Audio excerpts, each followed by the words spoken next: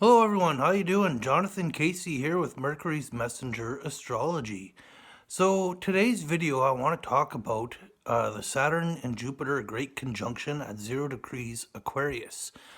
I also want to touch on Pluto moving into Aquarius by 2024. So basically I'm going to be talking about 2020 to 2024. I've done a video in the past speaking of 2024 to 2026. I I really see some big things happening then. I in the past kind of didn't I knew something was up with 2020. I thought it was going to be an eye-opening year, and it definitely is an eye-opening year. I really didn't expect it to be this harsh. But now that 2020 is here, I I basically I guess I got a download yesterday on what's taking place, and I could kind of even understand 2024 to 2026 better now that 2020 has come to be. So what do I want to touch on here? I'll just get straight, I guess, to Jupiter and Saturn conjunct in Aquarius. So Saturn was already in Aquarius earlier this year. He moved into Aquarius, I think it was March 22nd. And what was going on March 22nd is when the lockdowns got serious, when the government started getting involved and enforcing. And that's what Saturn in Aquarius is. I see Saturn in Aquarius as two things. Okay, Saturn's a teacher, and Aquarius is a sign about community, about humanity as a whole, in a way. So it's learning to work together is one way to look at it. And the other way is Saturn is also like the parent or the government, the ruling class, okay? And Saturn is about restrictions. So we could also view this as the ruling class placing restrictions on Aquarius, the people, the collective humanity, basically. And we've seen this across the globe.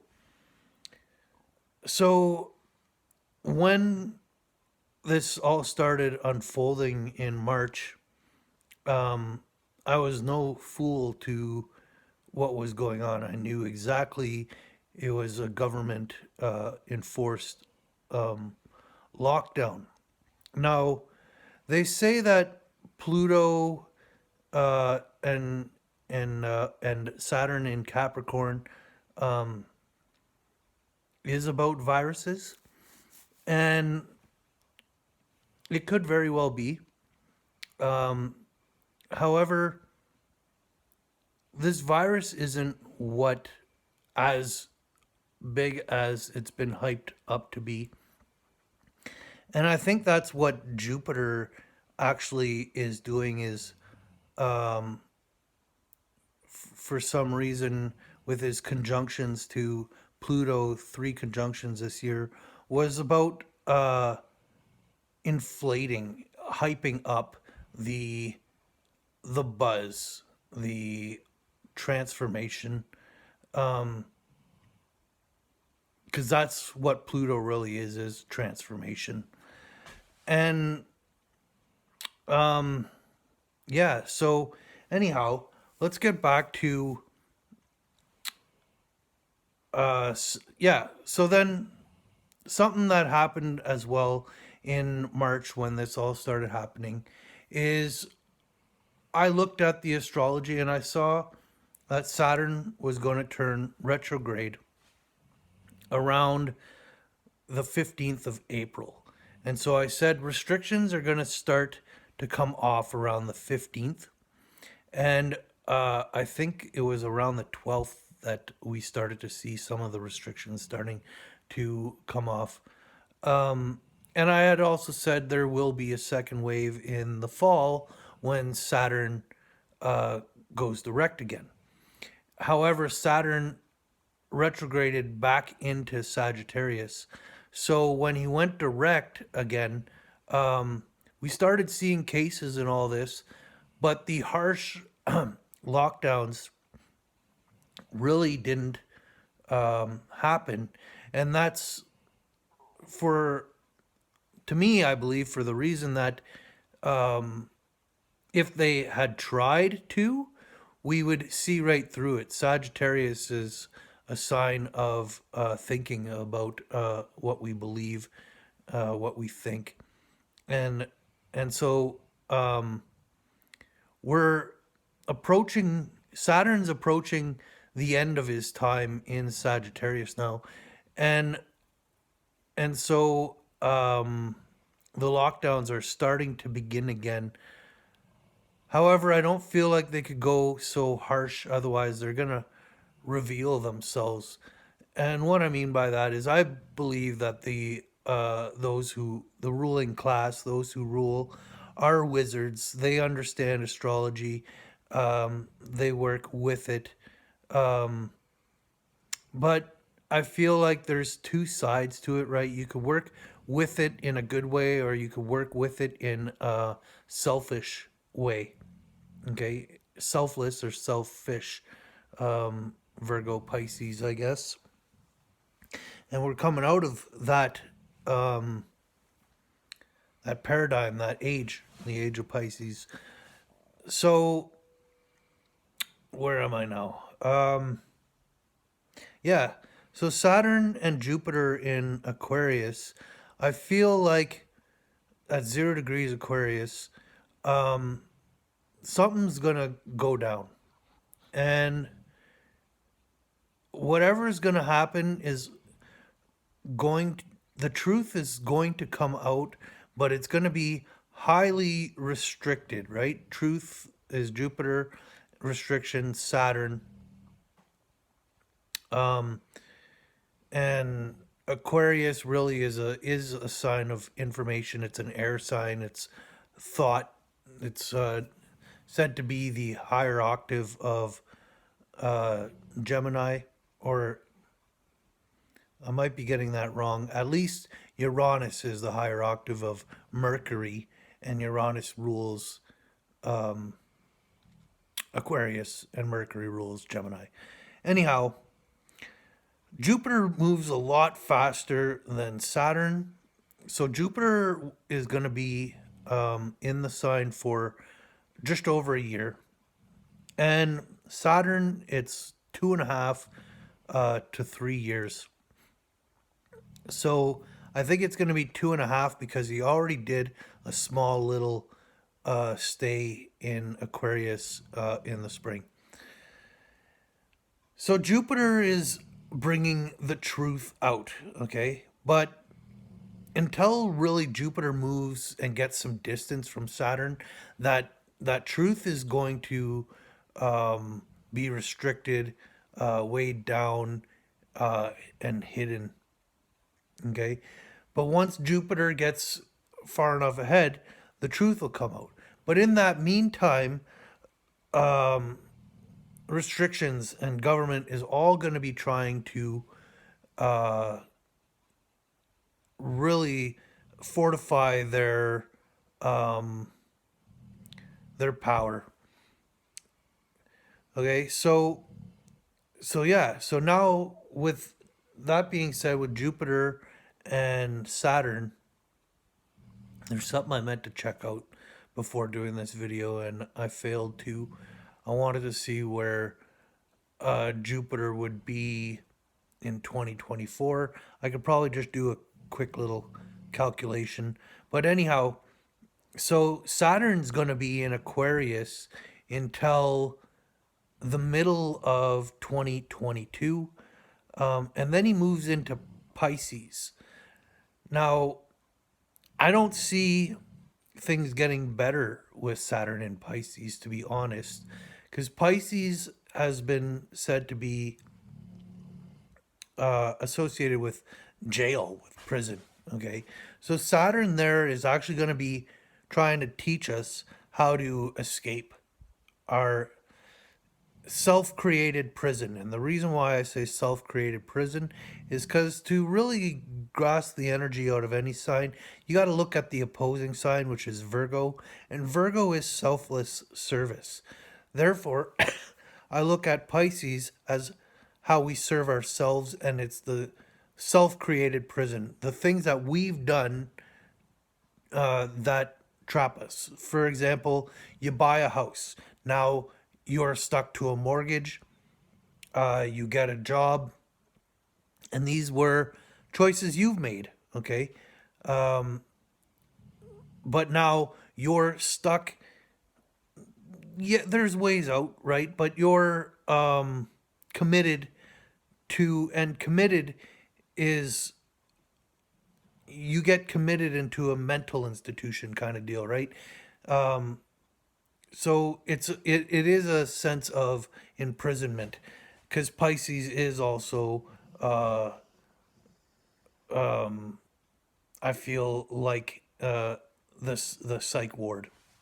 Okay, so yes, Jupiter by this time will be in. So Jupiter in 1 year from now is moving into Pisces. So the truth about our prison, basically. And then after that, he'll be in Aries. So Jupiter will be in Aries. And then in 2024, hold on, 2021, 2022. Oh, 2023 should be in Taurus, and 2024 should be in Gemini. So, the truth about our duality, I guess, is what's going on there. And in 2024 is when Pluto leaves Aquarius and into Pisces. So, really, sorry, when Pluto leaves Capricorn and into Aquarius is 2024.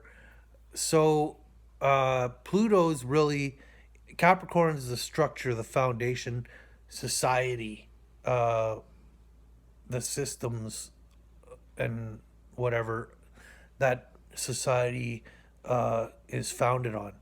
Okay, so when Pluto leaves Capricorn, that is where the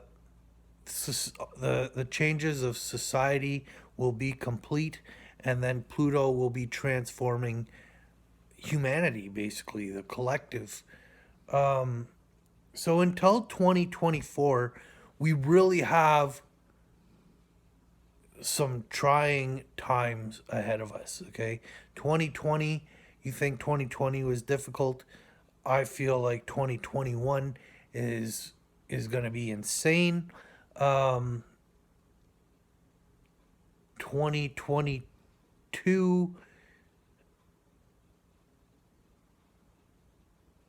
still crazy, right? Right until basically until, yeah, Saturn moves out of, and even then, right, he's teaching us how to get out of prison. However, it's going to be a little bit lighter, for the reason that we're going to know the truth. We won't have, I feel, the restrictions. Well, then again, sorry, Saturn is the sign of restrictions in Pisces. So he's teaching us how to get out of jail. And the way that we're learning this is through the restrictions that are going to be placed on us in of, like these COVID camps or whatever. It could be something like that, to be honest, or at least how to get out of the systems that we've created, that we're in bondage to, and how to revert them and transform them into new systems that give us more freedom, uh, kind of deal, right? And yeah, the 2024 to 2026 is really when the great changes are going to happen. Okay, so it's going to be a very trying time until 2024. Then 2024 to 2026 is really where we're going to um, birth, uh, do the do the work to actually build again, rather than do the work to get out of uh, what we're confined to at the moment. Okay, so yeah, my computer right now is complete garbage. I can't really do anything on it. Um, it freezes and all kinds of stuff. I need a new computer. I'm yeah, this week here coming up, this weekend, next weekend, I guess it is, because we're Sunday at the moment. There's an eclipse in Gemini, and that eclipse happens to be right on the degree where my sun is. And my sun's in the 10th house, and it's also conjunct Jupiter. Okay, so something to do with my reputation, okay, is coming. And eclipse energies go for a year and a half. So it's been worrying me a little bit because uh, a year and a half ago, I kind of feel like, I guess it's the call to adventure, the monomyth, if you've heard of that. Uh, and it's a very trippy and terrifying experience. What I relate it to most is Dave Chappelle talks about um, why he left show business in one of his last specials, and he uses the story of Iceberg Slim, and there's illusion uh, in there, um, but nonetheless, something happened that put me. It revealed both the truth, uh, but the truth came with a threat. Okay, and that threat, uh, we freeze in fear. Okay, and I had every opportunity for me to manifest the best possible version of myself. Every opportunity presented itself in 2019, um, in the fall of 2019, uh, and one after the other, I turned them away due to the state of fear and the depression that caused, and the desire to give up, to be honest, to just not want to to be a part of any of this. The truth was too overwhelming. I feel there was gr- much disappointment, because I also feel like I was learn. I feel like after my 7 years in the bush as a hermit, I was walking out, and the universe presented the opportunity for me to become an alchemist. And in learning to walk and whatever, I slipped up, I fell, and I've been bitter and um, and um, negative, and almost somewhat even aggressive in my interactions. And I've been looking at this and thinking, oh my God, I'm solidifying my reputation in this eclipse. Okay. A friend of mine, however, looks at eclipses as uh, he's great for using analogies. He talked about Mario Kart, and in Mario Kart, when you're driving the wrong direction, all of a sudden you kind of get picked up and dropped back into the right direction. And so that kind of brought me some hope. And I can't remember what astrologer I was listening to, but they were, excuse me, were saying exactly that. I think it was Christopher Witecki, that this week we're getting that opportunity to make that choice again, um, and you and basically you can fall right back into place. Shall you choose, or you can choose to ignore it as well, I guess. But yeah, I'm kind of hoping that I fall back on track, um, and hopefully get back into this, find my purpose. I just, I don't know, I don't see this as a career so much when I'd like it to be a career. However, I don't like spending all my days, all my time on computers. And I feel like for this to be a career, I would need to be doing birth chart readings to people around the globe.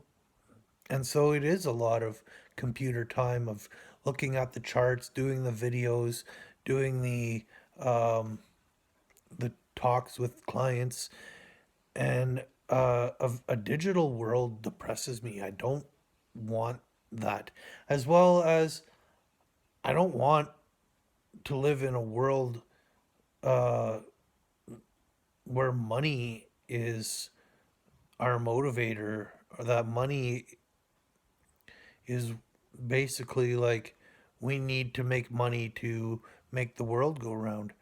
Because honestly, if money wasn't a thing, we would all still have to show up to grow food, build stuff, whatever. However, we've allowed money to be the dictator of our labors, and it's really caused a lot of damage to our environment and whatnot. It's also made us work a lot more, um, because if there wasn't jobs that had to do with counting these numbers, um, then these people would actually be contributing to the real work of laboring. And therefore, we would, if everyone was laboring, um, we'd only be working like a couple hours a day, maybe just even like 2 days a week rather than 5 days a week or however. And not even that, not even about people counting these numbers, but we also have people who don't have to do anything because they've inherited so much money or whatever. They have so much money that they could just do whatever the frig they want. Um,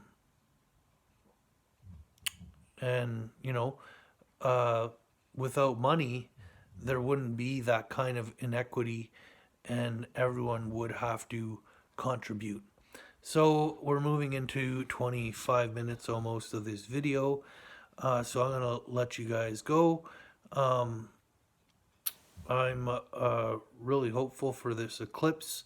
We'll see, I guess, in the next year and a half, um, what how this eclipse has turned out, um, and what kind of transformation it has created. Now, you can go on my channel and look for my. I've done more than one. I've done at least two. Um, I'm not sure what I titled them. I know I titled the years 2024 to 2026 should be in the title. I think I titled one something like "What's Next 2024 to 2026" or I don't know. But feel free to check that out. What's happening in the late summer, early fall of 2025? The alignments that are going on are just so far out. It's amazing. And the reason why I started at 2024 is because Pluto. Pluto in the year 20. I feel like the year 2024 is all about Pluto changing signs. Then there's the a great American eclipse that we had in 2017 where it went dark in certain parts of America in the day. Well, this happens again, but this time it's making an X, and I think it has something to do with Scorpio, Pluto ruling Scorpio. So it's been a little while since I was looking at that astrology and did that video, but yeah, 2024 is a big transformative year with Pluto ruling it, and then 2025, the the it's a whole new world after 2025. Yeah, okay. So thanks very much for watching and talk to you guys all soon. Bye for now.